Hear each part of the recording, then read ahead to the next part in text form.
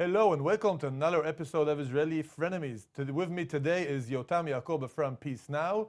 Hi Yotam, how are you doing? Very good, thank you. Before we start with the issues, I would like to say I had an interesting experience this week. I was at the Tze'elim, the reserve base of the IDF. I served there for sure.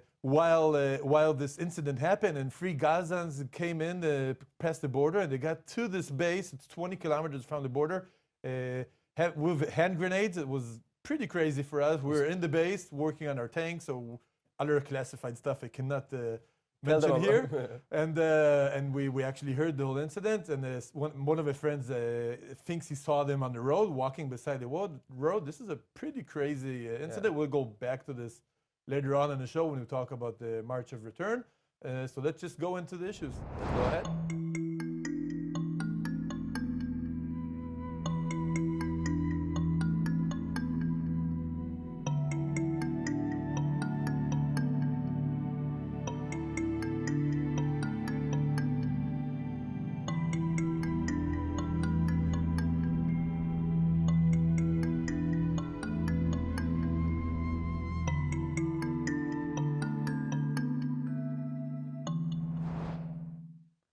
So there's a lot of debate this week in Israel about demographics. The numbers shown by the Palestinian Center of Statistics claim that there should be some kind of parity between Jews and Arabs, between the Jordan and the sea, basically around 8 million on both sides. When you add on the Palestinians from the West Bank, Gaza, and the Israeli Arabs, this causes a lot of concern around in certain circles, obviously in politics and policy making. Akiva, let's just make sure that we agree on the facts, because I'm sure we're not going to agree about the political point of view, but let's talk about the fact. IDF puts a report that shows the numbers, and the numbers adds up to a demographic equality. And we, me and you, all the political arena need to respond to this situation. And I must say that you can see that the Palestinians they're not going anywhere. Just as you and me are not going anywhere. And we need to think what is our program, our idea about Gaza, about the West Bank. And you know, Netanyahu is your prime minister. I'm sure you're a big fan of him. Yeah, for sure, but you're one of his fans. He's a prime minister for 9 years, and I cannot see his vision for Gaza. So I'd like to say 2 things. Well, first of all, it's not data put in by the IDF. It's data published by the Palestinians. But if the IDF, let me finish my sentence. The IDF in charge of the civil administration and the Judean Samaria quoted these numbers. They don't have any other source for the numbers. So these numbers put out by the Palestinians. Now, I cannot agree with you on the facts, and I will not agree with you on the implementation. Well, first of all, as far as the facts, there are vast numbers of Palestinians, which the Palestinian Bureau, they probably count them unrightly or count them twice. I'll give you a few examples. The Palestinians living in East Jerusalem usually are counted twice, once by the Palestinian Authority and once by Israel. So this is almost 300,000, maybe 400,000 people, which are basically double counted. But there's a few 100,000 Palestinians, we don't know exactly how much, who live abroad. They're not living abroad for a few years, going for relocation, something like that. They're living there to stay in Canada and the United States and Europe, and they are counted too. So first of all, the numbers are a little different than we're presented. But I'll talk to you about the implementations, which is, I think, the more interesting discussion. But just for mention a fact, if you trust the IDF for secure Israel, and you and me served there in the reserve, we must secure on their data and about those officers that put in those papers. We need I love it when guys on the left trust the IDF for data. Yeah, I trust them for data. But you never trust the IDF for data dealing with terrorism, with what happened in Gaza, what happens in Hebron. Then you can never trust the IDF. The left wing, ever since the State of Israel was established, is supportive in IDF, but we're not supportive on the right-wing policy as we can see it in the last years. But I want you to bring me back the Netanyahu's vision for Gaza, because I can see it. That's our policy. I like policy. Yeah, I don't like fighting about the idea. Let's talk about policy. What is the policy of Netanyahu? Let's talk about policy. I'm not the Netanyahu spokesman, but I want to say one thing. No matter how many Palestinians there are, maybe there are 20 million Palestinians and Arabs living between the Jordan and the sea. No matter what the numbers are, the policy that the left is trying to promote will not solve the problem. Talk about the right. Talk about the right. 1 minute. So let's say we leave Judea and Samaria like we left Gaza. We will not change the number of Palestinian Arabs living between the Jordan and the sea. This We'll one not change we can the number, agree. and maybe even change the number for the worse, because we have the refugees coming back in, and then you'll have a vast number of Palestinians which are trapped in Judea and Samaria Mm-hmm. because it's a trap. There's no seaport. There's problems there. We'll be trapped. It will become what are you gonna probably do? like the Gaza Strip. Just give me the front row. What we're gonna do? What we're gonna do? What Net- Zionism did since the beginning Nothing? of the beginning of the story. It's not nothing. We built a state. We brought in Aliyah. We what- brought in Jews. how would you we built deal an, we with built two- an economy. Wait a minute, Akiva, let me tell you The something. Zionist answer for Let- the Arab demographics was always more settlements, more Akiva, you will- economy, more security for Jews, and let the time play for our favor I because would- it's I been would- working since I'm- the establishment of Zionism. Let me say something. I would love it that the time will play for our side. It's a dream. I want it to happen. But frankly, this is not the situation. Gaza became in a humanitarian crisis. 2 million people in the part of maybe the crowd display on Earth. There is no hope. There is no way that we can see anything changing over there, and also in the West Bank. But your vision So- is to turn the West Bank into Gaza. No, my vision is to We create pulled two-state out of solution. Gaza, and then Wait we a still minute, count Akiva, the let me Gazans let and me the tell you my demographics. vision. So what's going Let on? me tell you my vision. After we heard that the right wing have no vision, have no plan, just sit and do nothing, I'll tell you that we can go in a diplomatic way to two-state solution with the Palestinian leadership. But if we were not going in that path, the only way we can find ourselves, it's a Jewish dictatorship, or a binational state. And this is the options on the table. When Netanyahu chooses to do nothing, he chooses you and me a future. And it's a problem. I cannot live in a Jewish dictatorship. So I ask you one more question, only one question. Why do we still count the Gazans and the demographic table count? Because- Israel doesn't control Gaza anymore. Gaza is a problem of Wait a Hamas. minute, wait a minute. Why do we count Ever them? since the disengagement in 2005, Israel and the IDF put seize on Gaza. To ignore this fact, it's just If we lift the siege, it's misleading the public. If we lift the siege, We put seas will on you- ground, on air, on sea, and also That's not true. electromagnetic seas. But that's not true because it's no, true.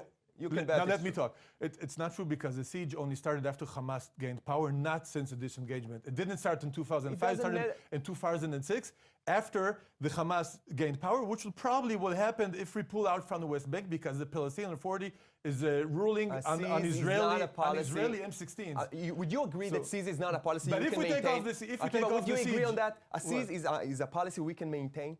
We can make a seize on 1 million Palestinians for 50 years more. It's a reliable. It's a coexistence system. No, Seize, but it's for real. it's a system. It's a system that's supposed to bring a regime change in Gaza to put pressure on Hamas, which is a terrorist organization, But which, Akiva, you and me, which we is are not Israelis. recognized Wait a by minute, any wait a country. minute. You and me are If Israelis. the Soviet Union fell, I think the Hamas regime in Gaza Wait a can minute, also wait a fail. minute. You and me, and we're in Israeli, and we need to choose the Israeli leader. Why are you trying to choose the Palestinian leader? Forget about them. It's about you and me, what we want to do. They will vote their representatives, and we will find. We They will voted cho- their representatives, and they got Hamas. And And Hamas is a Get over it. and They chose Hamas. Get over So it. what you want to do with Hamas? It's We- an enemy country, But enemy. peace you make with enemies. This is the hard truth. Peace you do with the most terrorist, hateful enemies. This is what we do. Would you try to ignore so the peace now- existence of Hamas? You try to ignore the existence of Fatah. Wake up. Wake up. We need to Well, talk Fatah, to them. Fatah, we didn't ignore. We made some kind of discussions with Fatah, which was the whole concept of the Oslo Accords. So you was support- the whole you su- concept. wait a minute, you One su- minute. One minute. The whole concept of the Oslo Accords was to talk to Fatah, so the extremists don't get raised because everybody knew Hamas are the real problem. So now you say we should talk to Hamas. Wait a minute. Ever since Why we should did, talk to Hamas? ever since we did the Oslo Accords, Fatah is still the PLO is still on the ground. It's the most dominant party in the West Bank. So in a way, you agree with this with Oslo Accords. And I don't agree with the Oslo Accords in the first place because I think they were a big mistake. But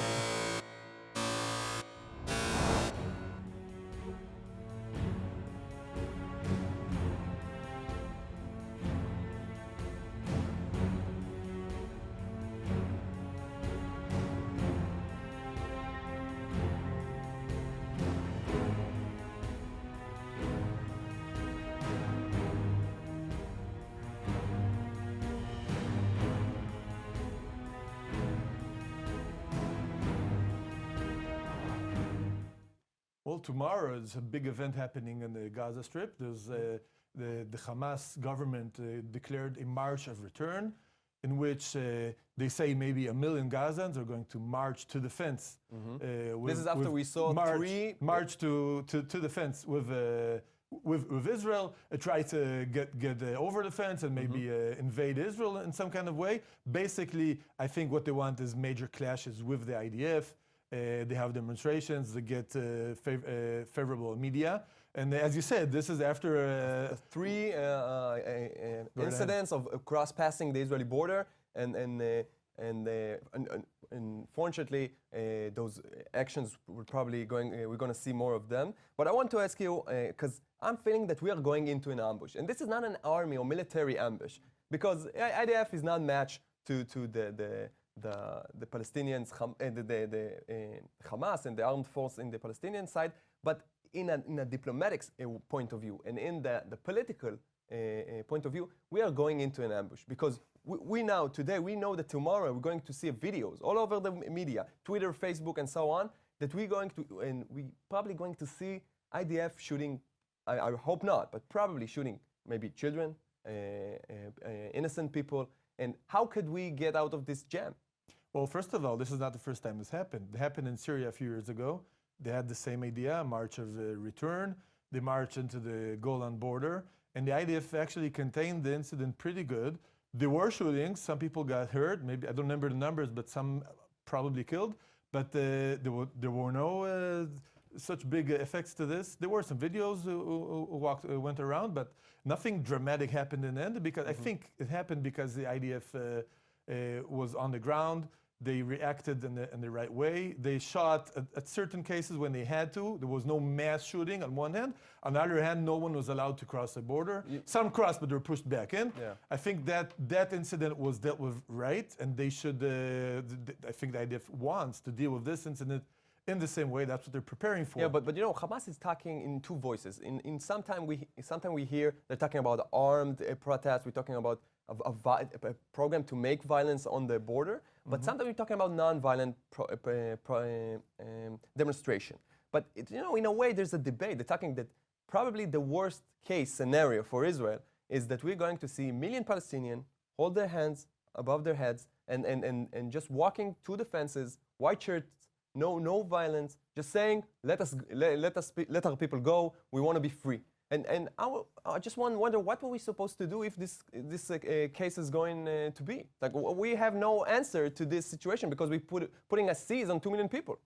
Well, I don't know exactly what they're planning. As far as the past goes, it's not going to be exactly as you picture it. I'm pretty sure it will be more. But would you agree it's a worse scenario? It will be more spread out. There'll be probably some centers of actual violence. Maybe there'll be terrorists trying to take advantage of the march and being mixed up with civilians in order to maybe shoot or use bombs and stuff like that, and maybe then provoke the IDF to use lethal force, and then maybe have casualties. Yeah. So I don't think, we don't know yet what's going to happen, and by the time some of our viewers see our discussion, well, they will already have known. But we don't know exactly what's going to happen. But I think this, your vision of this is a little too simplified. And but also IDF has a lot of, they have a lot of non-lethal weapons that are designed for this kind of protest. So they will try to be as careful as they can. For sure, but don't get me wrong. We should not forget that Hamas is running some kind of nasty provocation here, where the military leaders of Hamas are hiding in tunnels for years, and they send forward these women and kids and handicapped people to get the world media, to get this coverage. And this is the political ambush I'm talking about. They might succeed. They might succeed. This is a big challenge for the IDF, and I don't know exactly what you're planning. In a way, Akiva, you must agree with me. I agree. It's a big challenge. In a way, IDF is getting impossible mission to fulfill. The idea that we can control and put in borders 2 million people without having any incidents of people getting killed, of innocent dying, or children, or those handicaps, those shots, those videos are harmful for Israel, harmful for our foreign affairs efforts, and we cannot get out of this jam unless we change our policy, unless we decided we're going to change our aspect about Gaza. And I'm not, and this march of return is only one method. And Hamas is trying to do all kind of method to try and change the equation for their favor. And I think in any day that Netanyahu is doing nothing, or Netanyahu's administration doing nothing to change the situation in Gaza, the humanitarian situation, the environment situation in Gaza, we're going backwards. But there's a lot of actually there's a lot done in the humanitarian in the humanitarian issue and environmental issue. There's a lot of money coming in from Europe to projects, and a lot of these are stuck because of Hamas. We should not. I do agree with you that there's a big challenge here, but we should not forget that we should not forget that the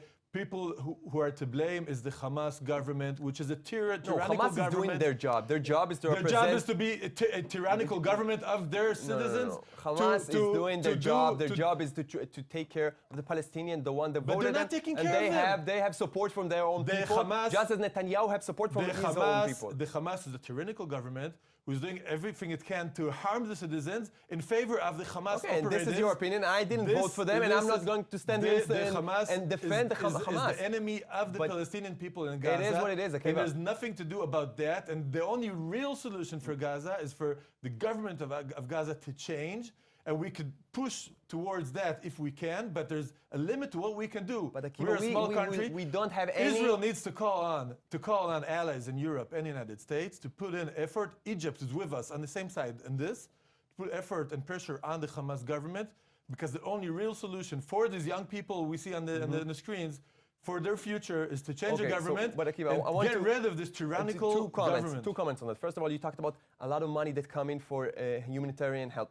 The truth is, it's less than ever, because when development funds give money to build wells or to build roads or to build any other structures, when they're being ruined by Israeli bombing in the last operation, the motivation to donate to those humanitarian development structure is going down and down, and the money that goes in is even decreasing. And the second one, that we can't find any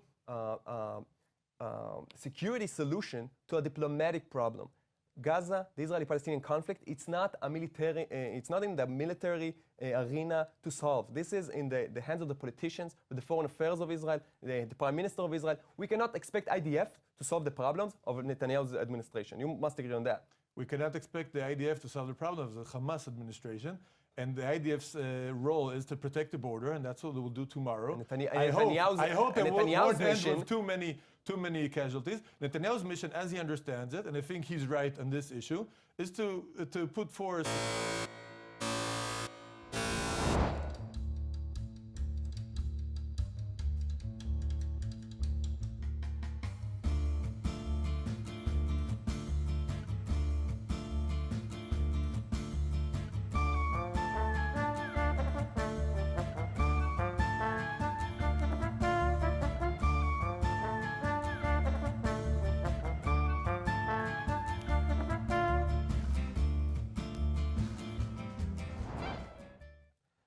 Tomorrow we're going to celebrate Passover here in Israel and across the world. And Passover is the holiday of freedom, of liberty. So Akiva, what is your freedom you wish? Well, first of all, I think Pesach is a great symbol of Israeli solidarity, because we can argue about everything. We can shout at each other and disrupt each other and disagree. But Pesach, you take all of the Jewish holidays. I think from all of them, Pesach I think is the most the holiday that's been most celebrated by most Jewish people and Israelis, alongside with some other holidays. And I think that's a very nice to see, a nice phenomena. Everybody's going to eat matzahs tomorrow, left wingers, right wingers, BBs and anti-BBs and anybody else. They're going to eat matzahs and remember our common history and the exit from Egypt. I think this, I actually like it. I like it a lot. It's a great holiday. It's very Israeli, and I really love it. It's a great holiday, and when I was traveling aboard after my military service, I was participating in one of the biggest Passover dinners, the feast, basically, because the biggest feast in Passover is Israelis people that collaborate aboard in Bangkok, in South America.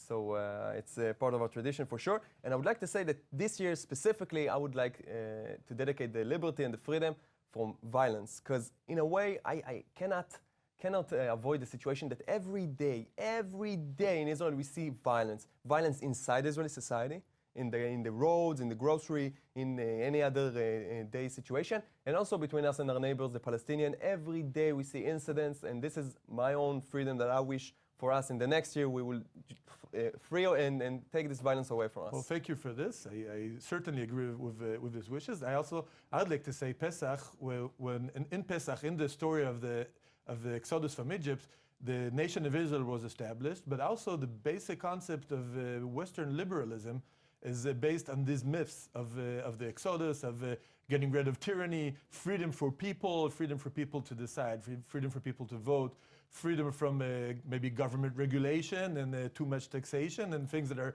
also debated in the discourse. So I think this is a big. It's a great holiday for actually Western civilization, Western freedom. And I really hope that we'll see in the coming year a growth and a strengthening of the Western freedom, the idea of liberalism becoming more widespread. I really hope our neighbors accept these ideals, and then we can really have maybe peace. They will get their freedom, We and will then we have will get peace our now. freedom. If they accept the Western idea of Western liberalism and freedom, we will have peace in a minute. I'm sure of that.